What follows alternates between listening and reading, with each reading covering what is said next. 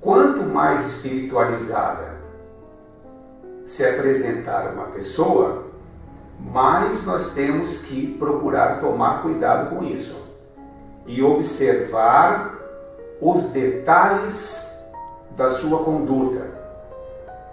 Não são aquelas coisas que nos saltam aos olhos, que muitas vezes nos enganam, é que vai mostrar quem de fato são as pessoas que estão ao nosso lado.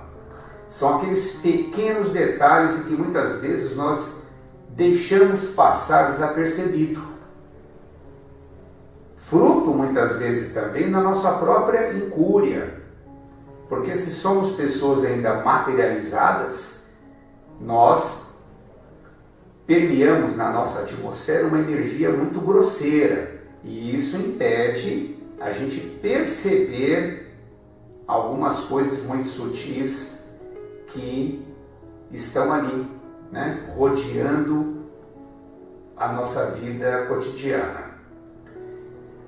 Então nós vamos nos apoiar aqui numa lição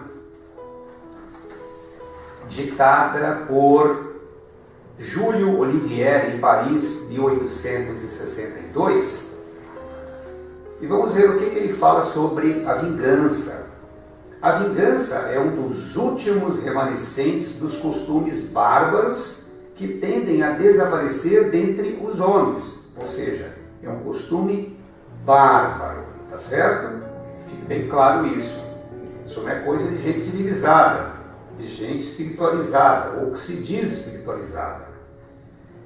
É como o duelo, um dos derradeiros vestígios dos hábitos selvagens sobre cujos guantes se debatia a humanidade no começo da era cristã, razão porque a vingança constitui indício certo do estado de atraso dos homens que a ela se dão e dos espíritos que ainda as inspiram. Significa dizer que quando nós estamos nesse sentimento, certamente nós estamos atraindo para nós uma assistência muito ruim. Assistência, via de regra, do astral inferior, porque não tem como nós atrairmos coisas positivas para nossas vidas se nós estivermos num sentimento tão primitivo como esse. E vale dizer que, por mais que a gente tente enganar as pessoas e o mundo, nós não vamos conseguir ter êxito nisso. O tempo é o senhor da verdade, e o tempo se encarrega de separar o joio do trigo.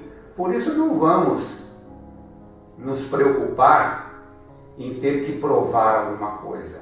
Vamos pegar essa nossa energia e continuar trabalhando, continuar disciplinado nos nossos projetos importantes de vida, tendo uma disciplina diante aquilo que a gente está se propondo a fazer, né?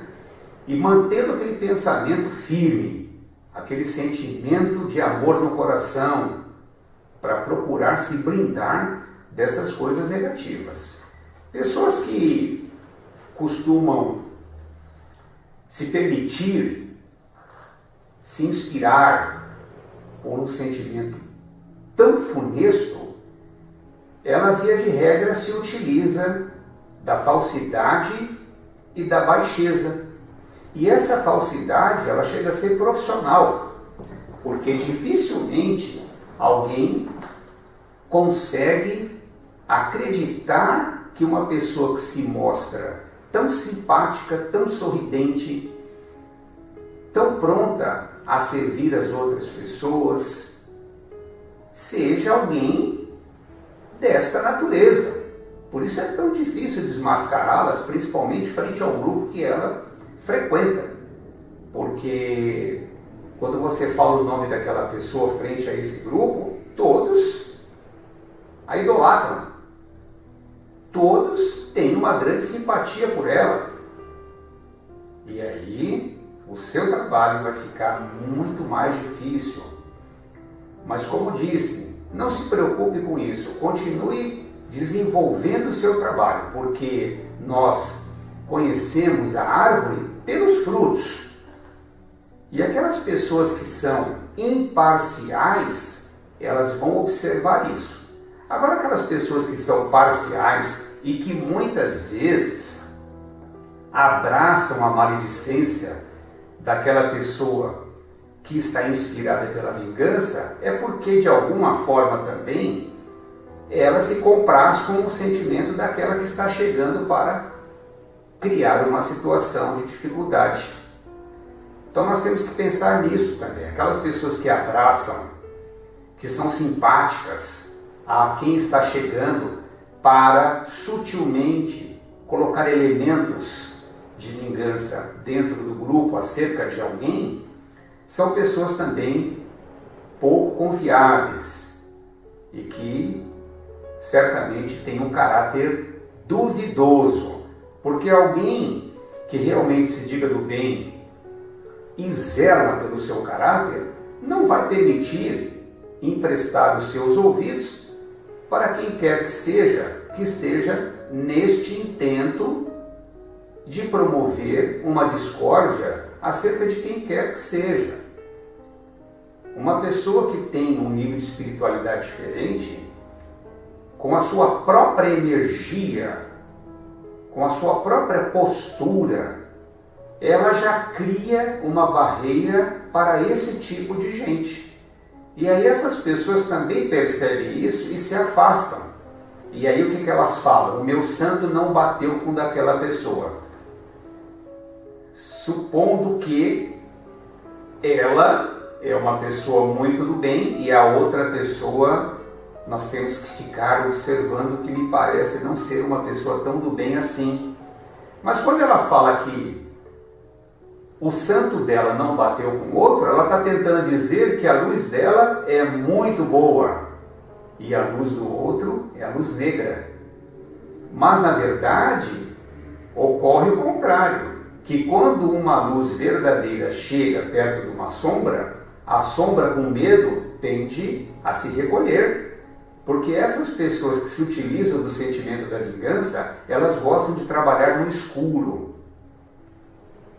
O medo faz com que elas estejam sempre se escondendo de algo que possa deflagrar a verdade.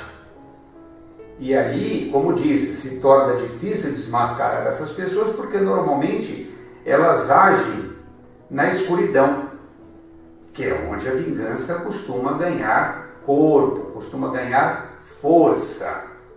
Porém, as mais das vezes assume aparências hipócritas, ocultando nas profundezas do coração os maus sentimentos que o animam.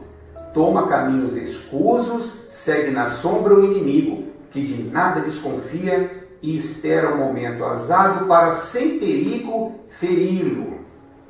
Esconde-se do outro, espreitando-o de contínuo. Prepara-lhe odiosas armadilhas e, em sendo propícia a ocasião, derrama-lhe no copo o veneno.